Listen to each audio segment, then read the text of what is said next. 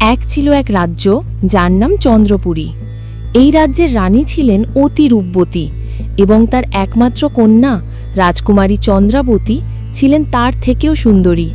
চন্দ্রাবতীর দীর্ঘ কালো চুল ছিল এবং তার চোখ ছিল আকাশের মতো নীল। রাজ্যের সবাই তাকে ভালোবাসত, কিন্তু এক ভয়ঙ্কর রাক্ষসের চোখে পড়েছিল তার রূপ। এই রাক্ষসের নাম ছিল বিকটদন্ত। সে ছিল এক বিশাল দেহের অধিকারী, যার দাঁতগুলো ছিল করাতের দাঁতের মতো এবং ধারালো।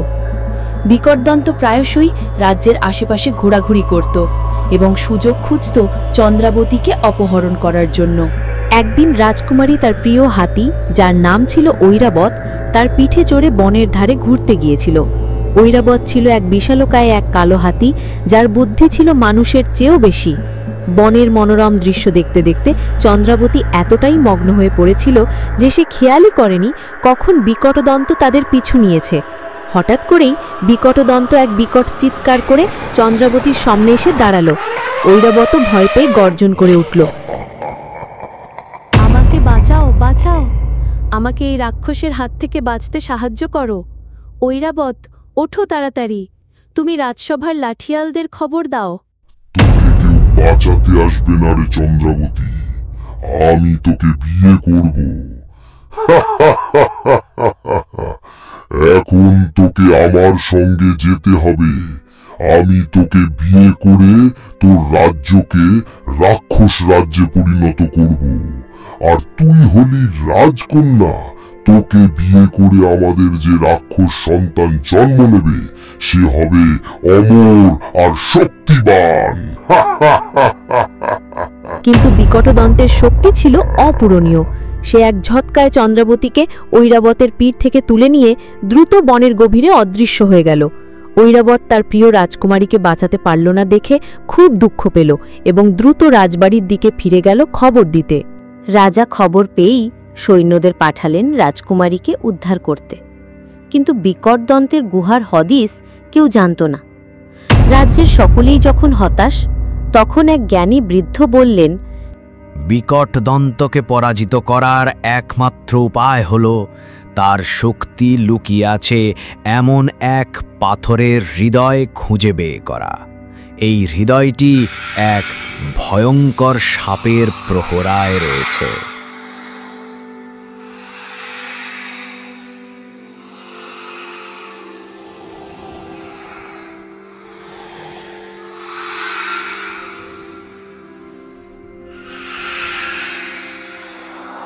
এদিকে বিকটদন্ত চন্দ্রাবতীকে তার গুহায় বন্দি করে রেখেছিল। গুহাটি ছিল অন্ধকার এবং স্যাঁতসেঁচে।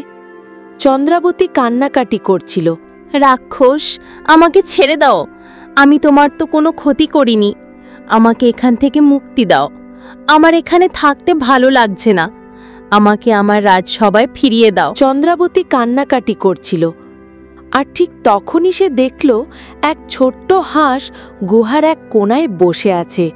হাঁসটি ছিল সাদা পালকের এবং তার চোখ ছিল খুব মায়াবী। চন্দ্রাবতী হাঁসটিকে দেখে কিছুটা অবাক হল। সে হাঁসটিকে জিজ্ঞেস করল, হাঁস, এই হাঁস, তুমি এখানে কি করছো? হাঁসটি মানুষের ভাষায় উত্তর নিল, আমি এই রাক্ষসের বন্দী, আমি জানি কিভাবে তাকে পরাজিত করা যায়। রাক্ষসের শক্তি একটি কালো পাথরের হৃদয় লুকিয়ে আছে। সেই হৃদয়টি আছে এক বিষধর সাপের কাছে, যে এই গুহার নিচে এক গোপন সুড়ঙ্গে থাকে। সাপ? সে তো খুব ভয়ানক, ওখানে যাওয়া তো আমাদের প্রাণ সংশয় হতে পারে। আমার খুব ভয় করছে যে। চন্দ্রাবতী রাজি হলো। এরপর হাঁসটি তাকে একটি গোপন পথ দেখালো, যা গুহার মেঝেতে একটি ফাটল দিয়ে নিচে নেমে গিয়েছিল। আমরা এখনই ফাটল দিয়ে নিচে নেমে যাব। রানী চন্দ্রাবতী, আপনি আমাকে অনুসরণ করে নামবেন। নামার পর একটি সরু রাস্তা দিয়ে অনেকটা পথ গেলে তবে পাতালপুরী পাব।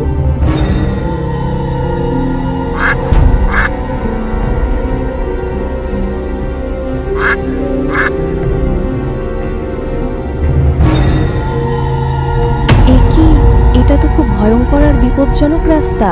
একটু এদিক ওদিক হলেই আমাদের প্রাণ চলে যাবে যে।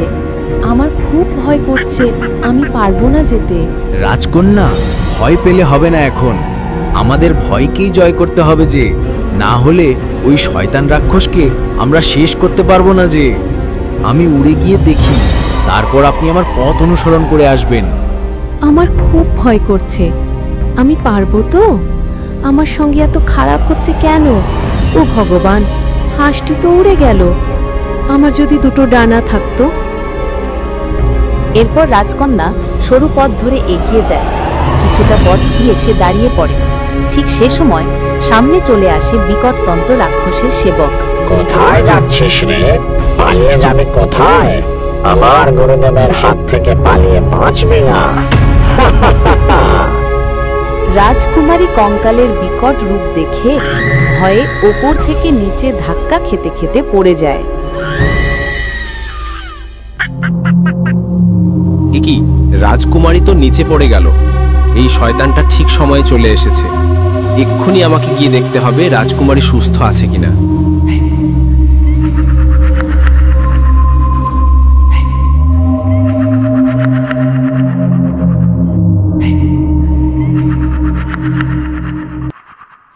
রাজকন্যা পড়ে গিয়ে কপালে একটু চোট পেয়ে তারপর অনেক কষ্ট করে সে সাপেদের পাতালপুরী উপস্থিত হয় এবং আড়াল থেকে সাপগুলোকে দেখে খুব ভয় পায়। আর যথাসময়ে হাঁসটি মায়াবী ফুল নিয়ে চলে আসে।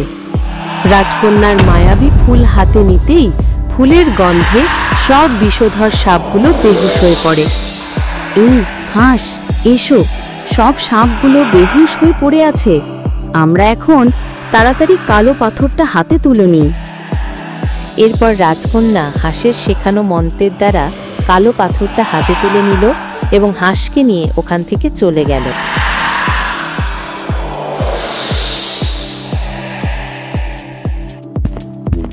রাজকন্যা আর হাঁসটি কালো পাথরটি তুলে নিয়ে ওখান থেকে চলে যায়। রাক্ষস বিকটন্ত গুহার মধ্যে ঘুমোচ্ছিল। সেই সময় রাজকুমারী এবং হাঁস কালো পাথরটি নিয়ে সেখানে উপস্থিত হয়।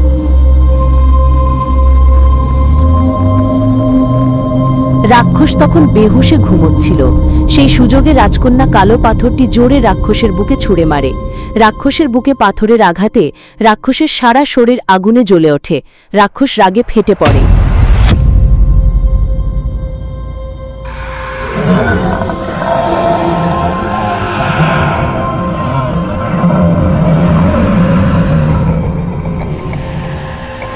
বাঁচাও, বাঁচাও, চলে গেল।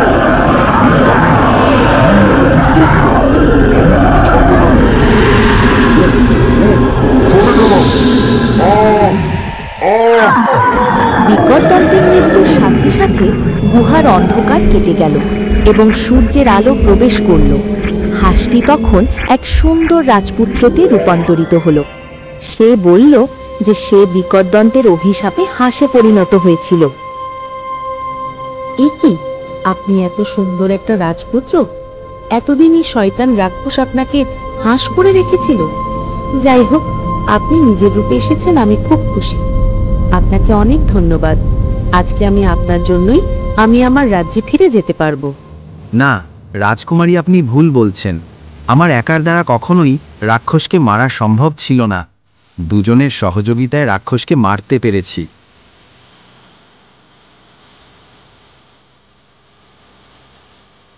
আচ্ছা রাজকুমারী, আপনাকে একটা কথা বলার ছিল। আপনার রূপে আমি মুগ্ধ। আমি আপনাকে ভালোবেসে ফেলেছি। আমি আপনাকে বিবাহ করতে চাই। তাহলে আর দেরি নয় রাজকুমার, চলুন আমার রাজ্যে। সবাই আমার জন্য খুব চিন্তা করছে।